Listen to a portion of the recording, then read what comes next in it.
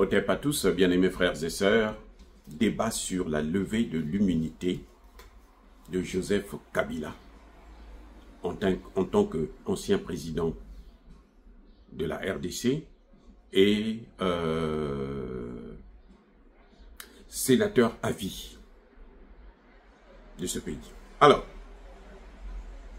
le débat fait rage actuellement, au moment où je suis en train de réaliser cette vidéo. Les sénateurs sont divisés. Et pourtant, ils sont tous de la majorité présidentielle, c'est-à-dire comment on les appelle la coalition unie ou quoi, quelque chose de ce genre, de unis, unis pour le ventre, pour bien manger. Mais bon, ce n'est pas pour régler les problèmes de la RDC. Bref, le débat fait rage, ça divise. Il y en a qui disent que c'est un ancien président, donc on ne peut pas lever son immunité par le Parlement. D'autres vont vous dire que ce n'est pas en tant qu'ancien président qu'on demande la levée de l'immunité, mais en tant que sénateur. Il y en a d'autres qui vont dire que même si c'est en tant que sénateur, il est sénateur à vie, il n'est pas sénateur élu, donc son immunité doit être intacte.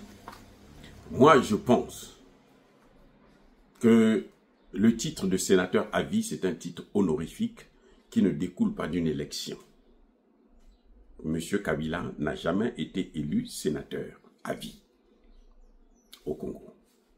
Donc, en principe, on n'aurait même pas besoin de l'immunité, de la levée de l'immunité pour l'interpeller par la justice. Surtout que les faits qu'ils sont avérés et sont très graves. Vous comprenez? Ça, c'est mon analyse personnelle. Donc, étant un poste honorifique, à tout moment, on peut lever cette immunité. Parce qu'il ne représente pas le peuple. Ce sont ses anciennes fonctions qui l'ont amené à être ce qu'il est devenu. Et donc, il doit respecter les clauses de ses anciennes fonctions. Maintenant, en tant que président, mais il y a un article qui est clair là-dessus. Alors, moi, je ne comprends pas pourquoi il y a un débat comme ça. Je vais vous dire après ce qui se passe. Il y a un article qui est clair. Je vais vous lire. Tout ancien président de la République, élu. Déjà, il a été élu, vous savez, comme Paul Kagame a toujours été élu, parce que pour eux, Tshisekedi n'a jamais été élu. C'est lui qui a donné le pouvoir à Tshisekedi. Le pouvoir lui appartient. Donc, il n'a jamais été vraiment élu. Bon, mais supposons qu'il a été élu, ancien président élu, est soumis à une obligation générale de réserve, de dignité, de patriotisme et de loyauté envers l'État. Tout ancien président élu est tenu par cette obligation. Bah alors, maintenant, qu'est-ce qu'ils entendent par patriotisme et loyauté envers l'État? Le même article vous explique ce que cela veut dire. L'obligation de patriotisme, du respect du patriotisme et de loyauté envers l'État implique, cette obligation implique la disponibilité permanente à faire montre d'une fidélité sans faille envers la nation, le peuple congolais et les institutions de l'État. Ça, c'est l'article 5 de la loi numéro 18021 du 26 juillet 2018. Donc, au moment où Kabila lui-même était encore là. C'est Kabila qui a proclamé ça. Vous voyez, c'est Kabila qui est à l'origine de ça. Cet article que je vais vous lire. Kabila. Bon, comme c'est un illettré, vous voyez, c'est ça le problème d'être illettré et puis de compter sur ses conseillers. Parce que tu ne comprends rien de ce qu'on te propose. Et ça peut se retourner sur toi-même à n'importe quel moment. Ça, c'est les conséquences de l'illettrisme de Kabila. C'est pour ça qu'il est tombé là. Maintenant, à partir du moment où Kabila vient prendre la paternité du M23, Kabila décide de rentrer au Congo, non pas à travers comment vous appelez ça, l'aéroport international. Il préfère passer par Goma. Il voulait même aller s'installer. Il est venu à Goma. Contrairement à ce que disent les Occidentaux, il n'est jamais venu. Il est venu à Goma. Et il est reparti, il a fui parce que sa vie était devenue en danger. Il est venu pour prendre la paternité du M23 et de l'AFC.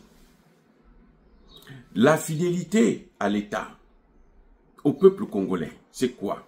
C'est de reconnaître que le Congo est agressé et de citer le nom de cet agresseur. Le nom de cet agresseur, c'est le Rwanda de Paul Kagame. Il n'a jamais cité ce nom. Puisqu'il n'a jamais cité ce nom, il n'est pas fidèle, il n'est pas loyal. C'est une haute trahison de la part de ce que vous appelez ancien président.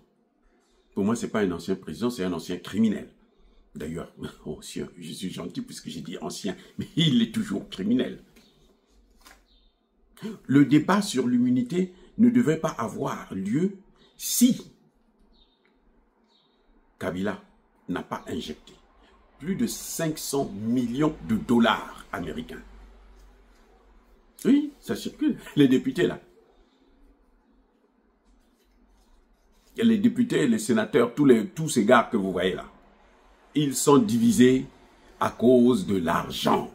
C'est le grand problème du Congo. C'est ça qui tue le Congo, les amis. C'est triste à le dire, à le constater, mais ce sont des faits.